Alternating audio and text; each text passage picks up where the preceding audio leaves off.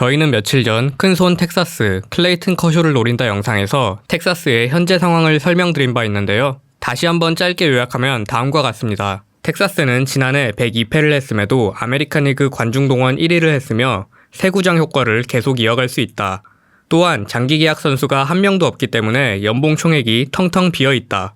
따라서 이번 오프시즌에 큰손이 될 텍사스가 커쇼를 에이스로 데려갈 가능성이 충분하다. 실제로 텍사스는 마커스 시미언에게 올 시즌 최대 규모 계약을 주는 것으로 화끈한 스토브리그의 스타트를 끊었습니다.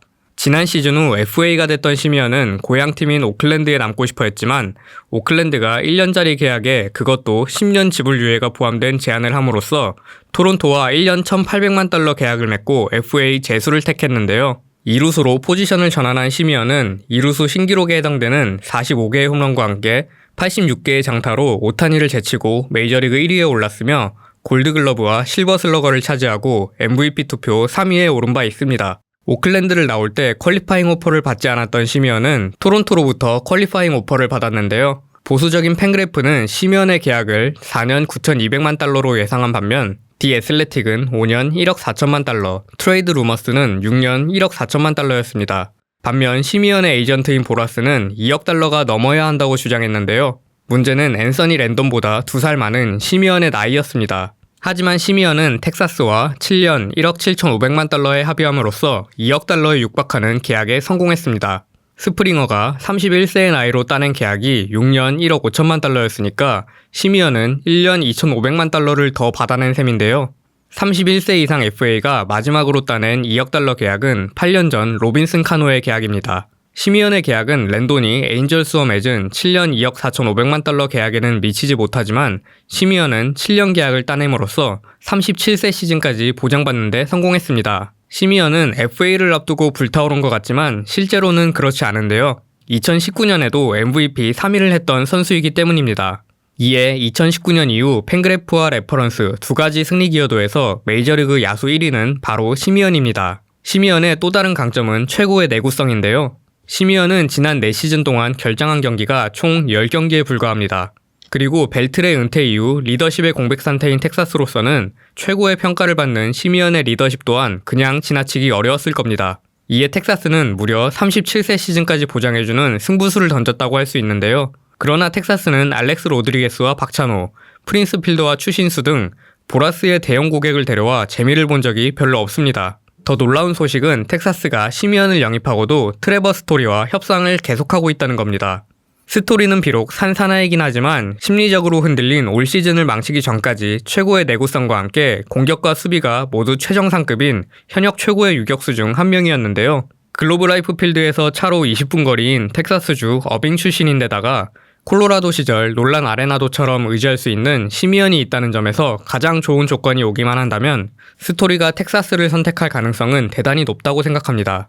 이에 정말로 스토리까지 잡는 데 성공한다면 텍사스는 유격수 스토리, 2루수 시미언, 3루수 아이제아 카이너 팔레파로 이어지는 최고의 내야 수비진을 구성하게 됩니다. 그리고 빅5 중 2명을 텍사스가 데려가 버리면 남은 3명, 코레아, 시거, 바에스의 몸값은 자연스럽게 올라갈 가능성이 높습니다.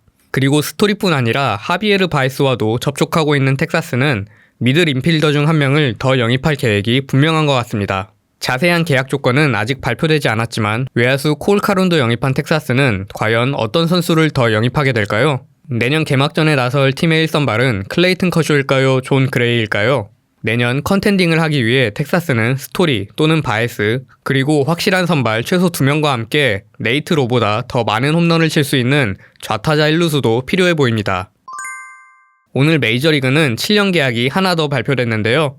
바이런 벅스턴과 미네소타의 7년 연장 계약입니다. 시즌 중반 출장 시간에 따른 인센티브가 크게 들어간 제안을 거절했던 벅스턴은 원래는 내년 시즌 후 FA가 될 수 있었는데요. 7년 1억 달러 보장금액에 MVP가 될 경우 800만 달러, 625타석을 넘을 경우 250만 달러, 최대 1000만 달러가 넘는 인센티브에 전 구단 트레이드 거부권을 보장받는 것으로 미네소타에 남기로 했습니다.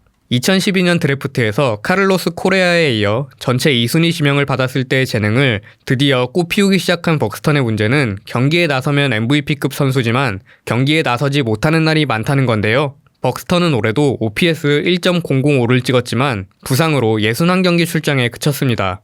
놀라운 건 61경기 출장에 그치고도 레퍼런스 승리 기여도가 4.5였다는 겁니다. 벅스턴에게 장기 계약을 줬다는 이야기는 마감 시한 때 호세 베리오스를 파는 것으로 잠시 유망주 충원을 했던 미네소타가 리빌딩에 들어갈 일은 없다는 겁니다. 현지 시간으로 12월 1일 노사협약 만료를 앞두고 본격적인 계약 러시가 시작된 느낌인데요. 스탈링 마르텔을 놓친 마이애미는 카스티아노스를 노리고 있었습니다. 하지만 카스티아노스의 몸값에 부담을 느끼고 4년 5,300만 달러 계약으로 아비사일 가르시아를 영입했습니다.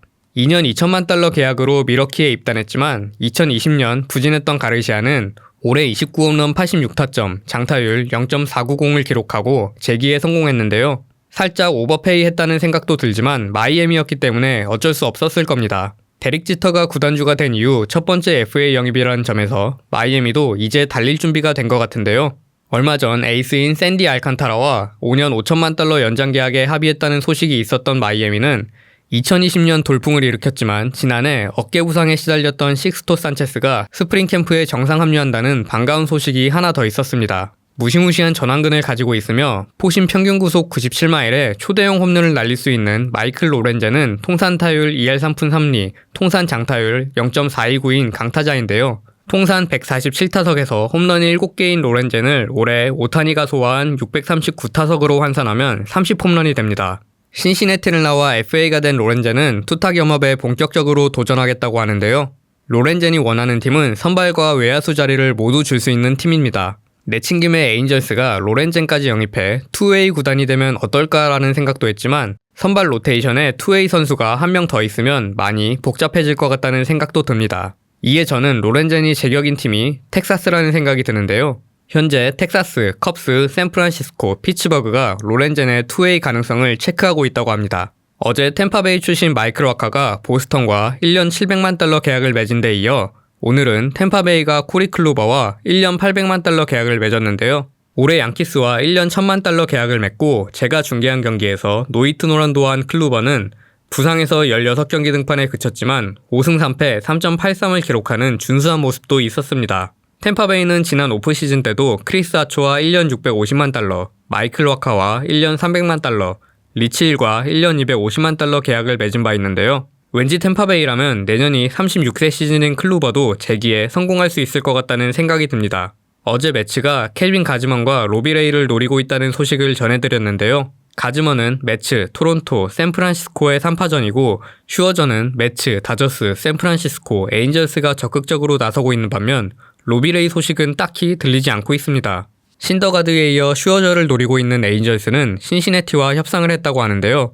루이스 카스티오를 데려오기 위해서입니다. 하지만 에인절스는 카스티오의 가격이 매우 높다는 것만 확인하고 물러났다고 하는데요. 신시내티가 확실한 리빌딩이 아니기 때문에 FA까지 2년이 남은 카스티오를 데려오기 위해서는 에인절스가 팜을 탈탈 털어야 할 것 같습니다. 에인절스가 조 아델을 준다고 하더라도 신시내티는 부족하다고 하겠죠? 모레노 구단주가 사치세를 싫어하고 투수와 단연 계약을 극도로 꺼리는 점을 감안하면 트레이드 가능성이 없지 않아 보입니다. 내일부터 3일 동안은 계약 소식이 엄청나게 쏟아져 나올 것 같은데요. 저희도 발빠르게 전달해드리도록 하겠습니다. 오늘 소식은 여기까지입니다. 이상 베이스볼 큐브 최세결, 김영준이었습니다.